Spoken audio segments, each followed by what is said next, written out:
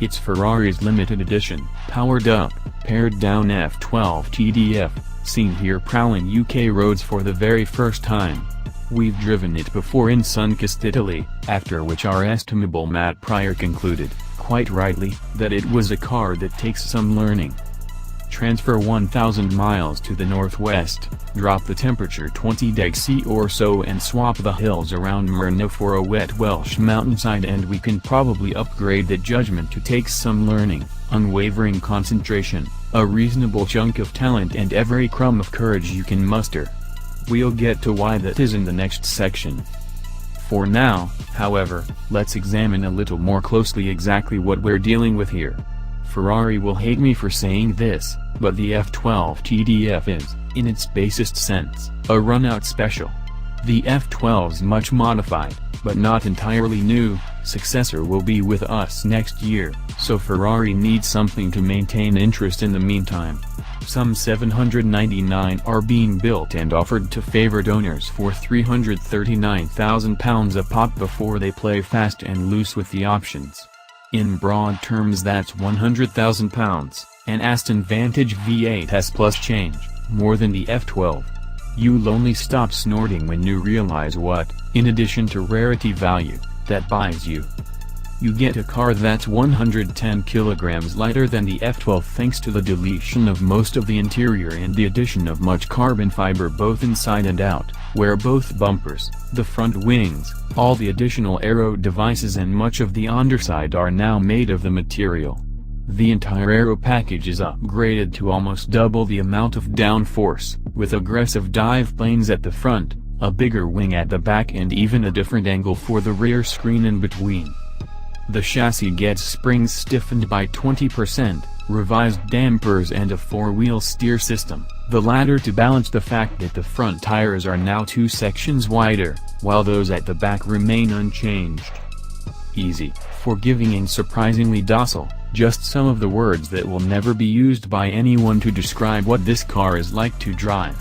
From the moment the mighty V12 blasts into life, this car lays down a challenge. The prize is a driving experience unique among road cars, and yes, I include the McLaren P1, LaFerrari and Porsche 918 in that, the price being that you're going to have to fight every inch of the way to get it. There is little this car does to make life easy for you. On the user-friendly side, while the ride is now very hard, it remains impressively smooth, and the car is still quite quiet on the motorway and it still has a surprisingly big boot. The thin bucket seats with their 4-point harnesses are brilliantly supportive, too. So the standard F12 superb long-distance credentials, while degraded, remain intact. But sooner or later you're going to want to drive it fast, and if it's cold and or wet, I wish you luck. Firstly, it tries to deter you. On country roads those fat front tires hunt about like bloodhounds following a scent, and on Pirelli Corsa tires and with super stiff springs, traction can be challenged even just easing away from quiet junctions. The traction control can't always keep up even in its wet setting. The car retains the F12 super aggressive off-center steering response despite the four-wheel steer's ability to effectively lengthen the wheelbase. And when the back goes, you'll need to be as fast with a corrective lock as I've known a road car from a mainstream manufacturer to require, just to make sure it doesn't stay gone. And yet there's this other thing going on too. The car has an addictive quality that makes you feel like a moth drawn to a flame.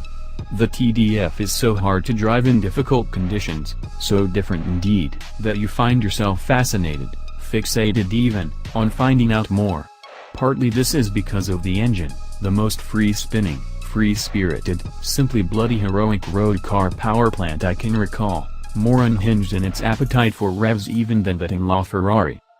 But there remains this suspicion that if you are able to bend it to your will, or even adapt yourself to its way of doing things, something sublime awaits. And even on the narrow, wet and cold roads that must comprise a TDF's worst nightmare, it proved to be one of the most exciting cars I have ever driven. Leaving aside the fact that you can't because they're all sold, this is the most flawed Ferrari I've driven in years. Truculent, treacherous and at times genuinely terrifying. If anyone were to write a review damning it for these qualities, I would be the first to understand. But that's not going to be me. Firstly, I cannot really blame it for the conditions. Owners would just leave theirs in their air-conditioned, dehumidified garages. But second, what the TDF does is provide one of the most intense, exhilarating and, when you get it right, rewarding driving experiences it is possible to have on a public road. To me and above all, that is what Ferraris were put on earth to provide. And I'd go to hell and back to get it, rather than never sample it at all.